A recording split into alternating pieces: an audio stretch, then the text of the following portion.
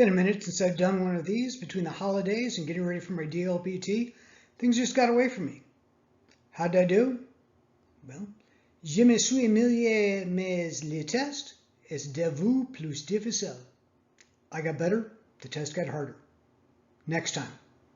War crimes and injustices seems topical for these times. And as always, despite this being a short presentation, these are my ideas, not the U.S. Army, US KPOC, or any other government institution. Let's get going.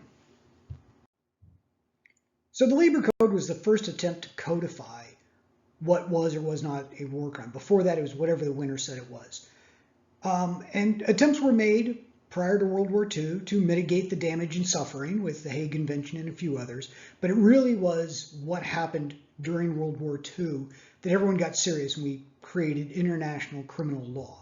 Specifically, the three major aspects were crimes against peace, crimes against humanity, and war crimes. And each of these has a separate and unique characteristic. There are certain things that make it one or the other. You got to know these.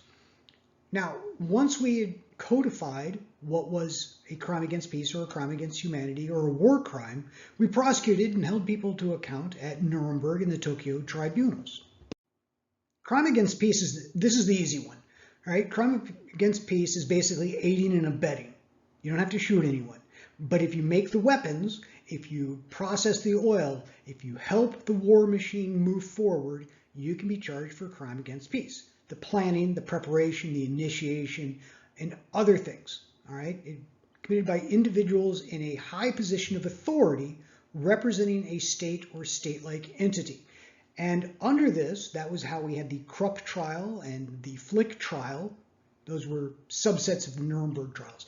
And we held to account the industrialists and the things that they did to make the Nazi war machine move forward. So again, crime against peace, you're not actually shooting anyone, but you're making it possible. You're aiding and abetting those people who are committing war crimes or crimes against humanity. Crimes against humanity, the easiest way to remember that is a war crime not during war. Okay, so couple things you have to have. One, a nation state, recognized nation state. You know what sovereign is versus what is not sovereign. De jure versus de facto. Two, an agent of that state. Could be dog catcher, could be teacher, could be whatever. Someone who works for the government, gets their money from the government, is told by the government or a person within that government to commit one of the following crimes while not engaged in international armed conflict, while not at war. So if a bunch of teachers hop into a bus because the principal of their school district told them to shoot Canadians and they drove across the border and they shot a bunch of Canadians, that could be considered a crime against humanity. It's not a war crime because we're not at war with Canada.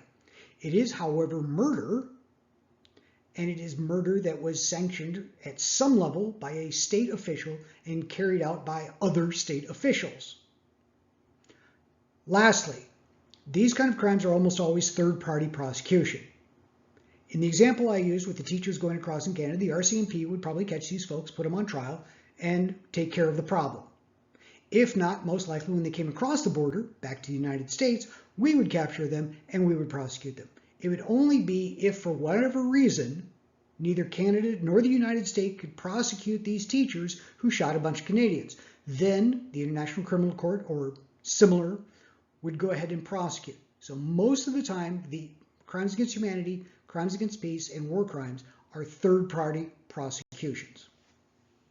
Next up, war crimes. War crime.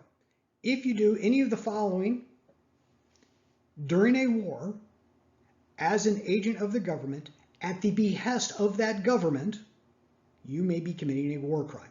So again, international armed conflict, agents of a sovereign nation state, acting at the behest of that sovereign nation state, doing these things, willful killing, torture, taking of hostages, that can be a war crime.